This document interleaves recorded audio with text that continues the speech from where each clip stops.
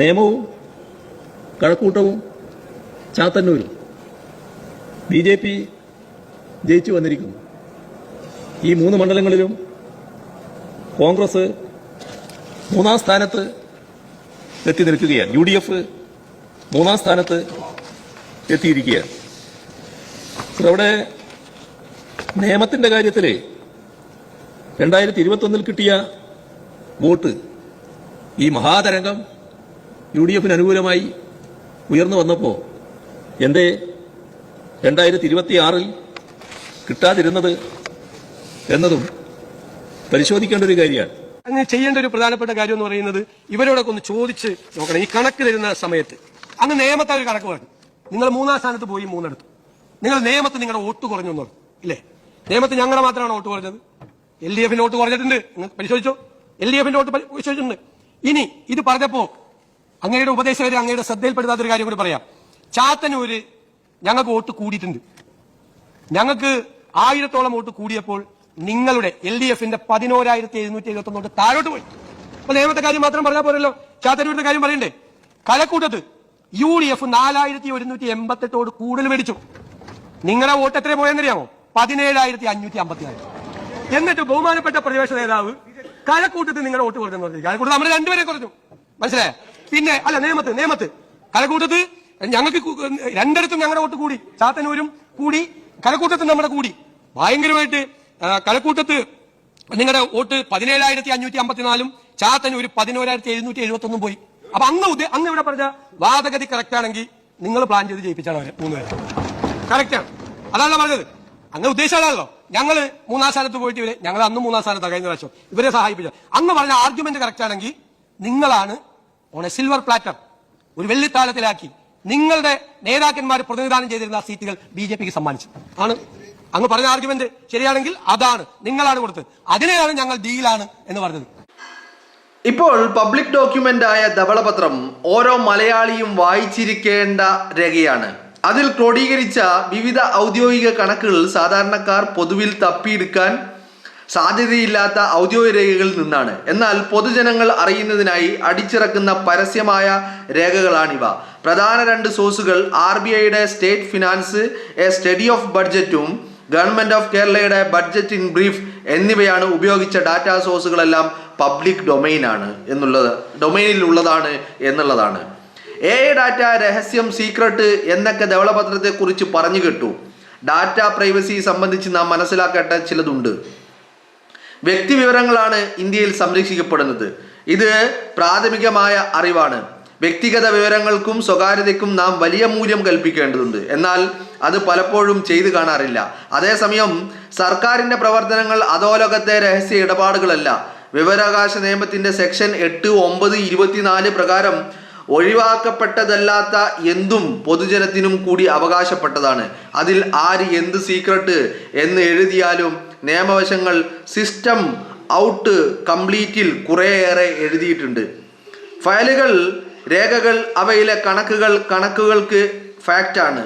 അതായത് വസ്തുതകളോട് തർക്കിക്കാൻ പറ്റില്ല എന്നതുകൊണ്ട് ധവളപത്രത്തിലെ തർക്കമില്ലാത്ത കണക്കുകൾ മാത്രം അധികരിച്ച് മനസ്സിലാക്കാവുന്ന ചിലത് കുറിക്കട്ടെ എന്ന് പറഞ്ഞുകൊണ്ട് പ്രശാന്ത് വളരെ കൃത്യമായിട്ട് ധവളപത്രത്തിനെതിരെ CPM ഉന്നയിക്കുന്ന പ്രശാന്ത് IAS ആണ് കേട്ടോ. പിണറായി വിജയൻ നിരന്തരമായിട്ട് സസ്പെൻഡ് ചെയ്തുകൊണ്ടിരുന്ന ഒരു ഉദ്യോഗസ്ഥൻ. ആ ഉദ്യോഗസ്ഥൻ കൃത്യമായിട്ട് ധവളപത്രത്തിൽ എന്തെങ്കിലും സീക്രട്ട് പുറത്തു വിട്ടിട്ടുണ്ടോ, രഹസ്യങ്ങൾ പുറത്തു വിട്ടിട്ടുണ്ടോ, രഹസ്യങ്ങൾ പരസ്യമാക്കിയിട്ടുണ്ടോ ഇല്ല എന്നുള്ളത് വളരെ കൃത്യമായിട്ട് പറയുകയാണ്. ഇപ്പൊ നിങ്ങൾ കണ്ടത് ഇതേ ധവളപത്രം മേശപ്പുറത്ത് വെച്ചതിന് ശേഷം നിയമസഭയിൽ നടന്ന ചർച്ചകൾക്കിടയിൽ വന്ന ഒരു പിണറായി വിജയന്റെ ഒരു സംസാരമാണ്. പിണറായി വിജയൻ വടി കൊടുത്ത് അടി വാങ്ങുക എന്ന് പറയാറില്ലേ? സ്വാഭാവികമായിട്ടും ഇവിടെ ഒരു കാര്യം നമുക്ക് മനസ്സിലാകുന്നത്, പിണറായി വിജയൻ എന്ന് പറയുന്ന മനുഷ്യന് ഇപ്പോ നിലവിൽ, മുമ്പൊക്കെ ഉണ്ടായിരുന്നു, ഇപ്പോ ഇല്ലാതായ ഒരു കാര്യം, എസ്പെഷ്യലി അധികാരത്തിലെത്തിയതിൽ പിന്നെ. മുമ്പ് പാർട്ടി സെക്രട്ടറി ആയിരിക്കുമ്പോൾ ഇയാൾക്ക് നല്ല ബോധമുണ്ടായിരുന്നു, നല്ല ബോധ്യങ്ങളും ഉണ്ടായിരുന്നു, നല്ല കാര്യവിവരങ്ങളും ഉണ്ടായിരുന്നു. എന്നാൽ കഴിഞ്ഞ 10 വർഷക്കാലം ഈ അധികാരത്തിൽ വന്ന് പൊളിറ്റിക്കൽ സെക്രട്ടറിമാരും പ്രൈവറ്റ് സെക്രട്ടറിമാരും പേഴ്സണൽ അസിസ്റ്റൻസും ഒക്കെയായി നിരവധി ആളുകളെ കൂടെ കൂട്ടിയതിൽ പിന്നെ പിണറായി വിജയൻ പൊതുകാര്യങ്ങളെക്കുറിച്ചൊന്നും ചിന്തിക്കാറില്ല. പിണറായി വിജയൻ ഈ പറയുന്ന സ്വന്തം കാര്യം കുടുംബം കുടുംബം കുടുംബം എന്നുള്ളതാണ് ചിന്തിക്കുന്നത്. കാണുന്നതും കേൾക്കുന്നതും അത് മാത്രമായിരുന്നു. പിന്നെ ഈ പ്രൈവറ്റ് സെക്രട്ടറിമാരും ഈ ഏറാമൂലികളായിട്ടുള്ള ഈ കുഴലൂത്തുകാരും പറഞ്ഞു കൊടുക്കുന്നത് അത് അപ്പടി പറയുക എന്നുള്ളതായിരുന്നു. അപ്പോൾ ഈ പറയുമ്പോഴും ഈ മനുഷ്യൻ ചിന്തിക്കുന്നില്ലേ എന്നുള്ളതാണ് എനിക്ക് മനസ്സിലാകാത്തത്. ഇപ്പം നേമത്തെ കാര്യം പറയുമ്പോൾ അവിടെ നേമത്ത് കോൺഗ്രസിനും വോട്ട് കുറഞ്ഞിട്ടുണ്ട്, CPM-നും വോട്ട് കുറഞ്ഞിട്ടുണ്ട്. അപ്പോൾ കോൺഗ്രസിന് വോട്ട് കുറഞ്ഞത് മാത്രം പരിശോധിക്കണം എന്ന് പറയുന്നത് എന്തിൻ്റെ അടിസ്ഥാനത്തിലാണ്? ഇനി BJP ജയിച്ച വേറെ 2 മണ്ഡലം കൂടി ഉണ്ടല്ലോ, ഒന്ന് കഴക്കൂട്ടവും ഒന്ന് ചാത്തന്നൂരും. ഈ കഴക്കൂട്ടത്തും ചാത്തന്നൂരിലും എന്താണ് സംഭവിച്ചിരിക്കുന്നത്? ഒരിടത്ത് 14,000-ൽ ചില്ലറധികം വോട്ടുകൾ, മറ്റൊരിടത്ത് 11,000-ലധികം വോട്ടുകൾ CPM-ന് കുറഞ്ഞിരിക്കുകയാണ്. അതാണ് തെരഞ്ഞെടുപ്പ് ഘട്ടത്തിൽ ഡീലുണ്ട് എന്ന് പറഞ്ഞ കാര്യം. അതാണ് സതീശൻ പറഞ്ഞ് ഓൺ എ സിൽവർ പ്ലാറ്റർ എന്ന് പറഞ്ഞാൽ ഒരു വെള്ളിത്തളികയിൽ വെള്ളിപ്പാത്രത്തിൽ ഇങ്ങനെ സെർവ് ചെയ്ത് കൊടുക്കുകയായിരുന്നു പിണറായി വിജയൻ സംഘപരിവാറിന്. അത് തന്നെയാണ് കോർപ്പറേഷനും തിരുവനന്തപുരം കോർപ്പറേഷനും. ഞാൻ ഒരുപാട് തവണ ഉപയോഗിച്ച പദമാണ്. പിണറായി വിജയൻ ഒരു ഇഷ്ടദാനം കൊടുക്കുകയായിരുന്നു തിരുവനന്തപുരം കോർപ്പറേഷൻ. ഇവിടങ്ങളിലൊക്കെ സംഘപരിവാറിന് വേണ്ടി പണിയെടുത്തത് സഖാക്കളാണ് എന്നുള്ളതാണ്. സംഘപരിവാറിന് വേണ്ടി പണിയെടുത്തത് സഖാക്കളാണ്. സഖാക്കൾ വോട്ട് മറിക്കുകയായിരുന്നു, മറിക്കുന്ന തിരക്കിലായിരുന്നു ഇവിടങ്ങളിലൊക്കെ. മനസ്സിലായില്ലേ? ഇപ്പോൾ CPM-നെ സംബന്ധിച്ചിടത്തോളം ഈ ധവളപത്രം പുറത്തു വന്നപ്പോൾ എന്താ ഇത്ര ഭയം, എന്താ ഇത്ര വെപ്രാളം? എന്തുകൊണ്ടാ? കാരണം ജനങ്ങൾക്ക് മുന്നിൽ കണ്ണിൽ പൊടിയിടാൻ ഒരു ഡാറ്റ, ജനങ്ങളെ തെറ്റിദ്ധരിപ്പിക്കാൻ ഒരു ഡാറ്റ, എന്നാൽ യാഥാർത്ഥ്യങ്ങൾ അത്രയും അടക്കി വെച്ചിരിക്കുകയായിരുന്നു രഹസ്യങ്ങളാക്കിയിട്ട്.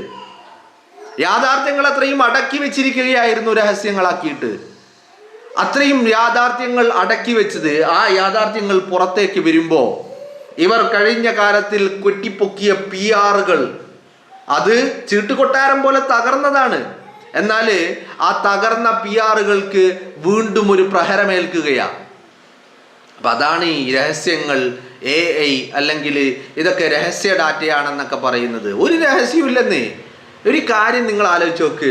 ഒരു രാജ്യത്ത് ജനാധിപത്യ രീതിയിൽ തെരഞ്ഞെടുക്കപ്പെട്ട് ഉണ്ടാകുന്ന ഒരു സർക്കാർ, ആ സർക്കാരിന് എന്താ ഇത്ര രഹസ്യം? എന്തിനാണ് ഇത്ര രഹസ്യം? എന്തിനാണ്? രഹസ്യങ്ങൾ പാടില്ലല്ലോ. യഥാർത്ഥത്തിൽ അതല്ലേ, രഹസ്യങ്ങൾ ഉണ്ടാവരുത്. ഒരു സർക്കാരിന് എന്തിനാ രഹസ്യങ്ങൾ? എല്ലാം പരസ്യമായിരിക്കണം, എല്ലാം ജനങ്ങളുടെ അറിവിലായിരിക്കണം. എന്തിനാ ഇത്രമാത്രം രഹസ്യങ്ങൾ? എന്തിനാ? അപ്പോൾ ജനങ്ങളിൽ നിന്ന് ജനങ്ങൾ കാണുന്നതും കേൾക്കുന്നതുമല്ല പിണറായി വിജയൻ ചെയ്തുകൊണ്ടിരുന്നത്. പിണറായി വിജയന് മറക്കാൻ ഒരുപാടുണ്ട്. കാരണം മടിയിൽ നന്നായിട്ട് കനമുണ്ട്. ചെയ്തു വെച്ചത് അത്രയും തെമ്മാടിത്തരങ്ങളാണ്, ചെയ്തു വെച്ച അത്രയും അഴിമതികളാണ് എന്നുള്ളത് വളരെ കൃത്യമാണല്ലോ. അപ്പോൾ ഈ പറയുന്ന ഡാറ്റകൾ പുറത്തേക്ക് വരുന്നതിൽ CPM-ന് നല്ല ഭയമുണ്ട്, നല്ല ആവലാതിയുണ്ട്, നല്ല വേവലാതിയുമുണ്ട്. കാരണം പലതും വരും ദിവസങ്ങളിൽ ഇതൊരു സൂചനയാണെന്ന് പിണറായി വിജയൻ അറിയാം. വരും ദിവസങ്ങളിൽ ഇതിനെ പറ്റിക്കൊണ്ടുള്ള ചർച്ചകളും പല കാര്യങ്ങളും പുറത്തേക്ക് വരുമെന്നുള്ളതും പിണറായി വിജയൻ അറിയാം. അപ്പോൾ വിജയനെ സംബന്ധിച്ചിടത്തോളം ആവലാതിയും വേവലാതിയും തെല്ലൊന്നുമല്ല ഉള്ളത്. അത്രമാത്രം ഭയപ്പെടുന്നുണ്ട് വിജയൻ എന്നുള്ളതാ. ഞാൻ ഇപ്പോഴും മനസ്സിലാകാണ്ട് ചോദിക്കുകയാണ്. ഈ പിണറായി വിജയൻ നിയമസഭയിൽ പോയിട്ട് ഈ പേപ്പർ നോക്കിയിട്ട് വായിക്കുന്നു. പേപ്പർ ഇപ്പോൾ പലരും പല കുറിപ്പുകളും കൊണ്ടുവരാറുണ്ട്. അപ്പോൾ കുറിപ്പ് കൊണ്ടുവരുന്നതിനൊന്നല്ല ഞാൻ ചോദിക്കുന്നത്. ഇപ്പോൾ സ്വാഭാവികമായിട്ടും കേരളത്തിൽ BJP 3 മണ്ഡലങ്ങളിൽ വിജയിച്ചു. അപ്പോൾ 3 മണ്ഡലങ്ങളിൽ വിജയിച്ചു എന്ന് പറയുമ്പോൾ അതിൽ നേമത്ത് UDF-ന് വോട്ട് കുറഞ്ഞു എന്ന് പറയുമ്പോൾ സ്വാഭാവികമായിട്ടും CPM-ന് അവിടെ വോട്ട് കുറഞ്ഞിട്ടില്ലേ? അപ്പോൾ ഈ വടി കൊടുത്ത് അടി വാങ്ങുന്ന ഏർപ്പാട് പിണറായി വിജയൻ എന്തിനാ ചെയ്യുന്നത്? ഇയാൾക്ക് ബുദ്ധിയില്ലാതെയായ? അതോ ഇയാൾ ഇതിന് ചിന്തിക്കാനുള്ള ശക്തിയും ഇല്ലാതെയായോ? ആരോ എഴുതി കൊടുക്കുന്നു, അല്ലെ ആരോ കൊടുക്കുന്ന ഡാറ്റകൾ, ആരോ പറഞ്ഞു കൊടുക്കുന്ന കാര്യങ്ങൾ അത് വന്ന് വായിക്കുമ്പോൾ സ്വാഭാവികമായിട്ടും ഇപ്പം നമ്മുടെ മുമ്പിൽ ഒരു പേപ്പർ വരിക, എന്നിട്ട് പറയാണ് നിങ്ങൾ ഇന്ന് ഈ വിഷയം നിങ്ങൾ പറയണം എന്ന് പറയുമ്പോൾ അത് പറയുമ്പോൾ സ്വാഭാവികമായിട്ടും അവിടെ അപ്പുറത്ത് ഭരണപക്ഷമുണ്ട്, അപ്പുറത്ത് മുഖ്യമന്ത്രിയുണ്ട്. മുഖ്യമന്ത്രി വി ഡി സതീശനാണ്. അയാളുടെ കയ്യിൽ എല്ലാ ഡാറ്റകളും ഉണ്ട്. ഞാനിത് പറയുമ്പോൾ ഇത് ഞാൻ വടി കൊടുത്ത് അടി വാങ്ങുന്ന ഏർപ്പാടാകും എന്നുള്ള ചിന്തയൊന്നും ഇയാൾക്ക് വരുന്നില്ലേ? എനിക്ക് മനസ്സിലാവുന്നില്ല. ഇങ്ങനെയാണ് പോക്കെങ്കിൽ മിക്കവാറും പിണറായി വിജയൻ 5 വർഷം പൂർത്തീകരിക്കില്ല. 5 വർഷം പോയിട്ട് 1 വർഷം പോലും പൂർത്തീകരിക്കുമെന്ന് എനിക്ക് തോന്നുന്നില്ല. പിണറായി വിജയൻ മിക്കവാറും രാജിവെച്ച് പ്രതിപക്ഷ നേതാവിൻ്റെ സ്ഥാനവും രാജിവെച്ച് MLA സ്ഥാനവും രാജിവെച്ച് വീട്ടിൽ പോയിരിക്കാനാണ് സാധ്യത. അതല്ലെങ്കിൽ അയാൾ കുറച്ച് ഇപ്പം നിങ്ങളൊന്ന് ആലോചിച്ച് നോക്കി, ഏതെങ്കിലും ഒരു കുട്ടി ചെയ്യോ? ഇപ്പൊ ചോദ്യങ്ങൾ ചോദിക്കുന്നത്, ഇപ്പോൾ നിയമസഭയിൽ ധവളപത്രത്തെക്കുറിച്ച് ചർച്ച ചെയ്യുമ്പോൾ BJP വിജയിച്ചതിനെ കുറിച്ച്, അവിടെ വോട്ട് കുറഞ്ഞതിനെ കുറിച്ച് ചർച്ച ചെയ്യുന്നത് എന്തിനാ? കൃത്യമായിട്ട് അത് എന്നാ കോൺഗ്രസ്സുകാരനെ ഒരു കുത്താം എന്ന് കരുതിയിട്ടാണല്ലോ. എന്നിട്ടിപ്പോൾ കുത്ത് കിട്ടിയതായിരിക്കാം. അപ്പൊ ഈ കുത്താമെന്ന് കരുതിയിട്ട് ആ പേപ്പർ നോക്കി വായിക്കുമ്പോൾ ഈ പൊട്ടന് മനസ്സിലാവണില്ലേ ഇത് എനിക്ക് തിരിച്ചടിയാകും, ഇത് എൻ്റെ മേലിലേക്ക് തിരിച്ചു വരും എന്നുള്ളത് ഇയാൾ ചിന്തിക്കുന്നില്ലേ? എനിക്ക് മനസ്സിലാവുന്നില്ല ഇയാൾ ഇങ്ങനെ ഒരു പൊട്ടനാണോ എന്നുള്ളതാണ് ഞാൻ ചിന്തിക്കുന്നത്. ഇപ്പോൾ അല്ലെ, നിങ്ങൾ കേട്ടതല്ലേ സ്വാഭാവികമായിട്ടും. ഇപ്പൊ നേമത്ത് ഇയാൾ പറഞ്ഞതുപോലെ CPM-ന്റെ വോട്ടൊന്നും കുറഞ്ഞിട്ടില്ലായിരുന്നുവെങ്കിൽ നിങ്ങളൊന്ന് ആലോചിച്ച് നോക്ക്. CPM-ന്റെ വോട്ട് കുറഞ്ഞില്ലായിരുന്നുവെങ്കിൽ എങ്ങനെയായിരിക്കും കാര്യങ്ങൾ? നേമത്ത് CPM-ന്റെ വോട്ട് കുറഞ്ഞിട്ടുണ്ടല്ലോ. അതല്ലേ ഡാറ്റ, അതല്ലേ തെരഞ്ഞെടുപ്പ് കമ്മീഷന്റെ റിസൾട്ട് പറയുന്നത്.